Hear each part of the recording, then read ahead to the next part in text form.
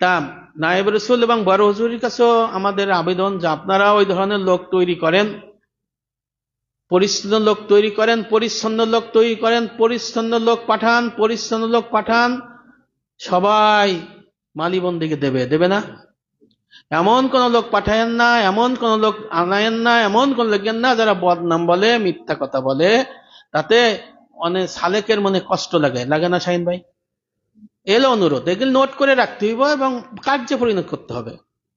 এমন লোক পাঠাইলে বলে যে খবরদার সাবধান, ওই মাহবুবের কাছে দিয়েন না, উদাহরণ দিতেছি, হিটলুর কাছে দিয়েন না, শাহিনীর কাছে দিয়েন না, মুহাদ্দিস হুজুর কাছে দিয়েন না, হুজুর এরকম বলে।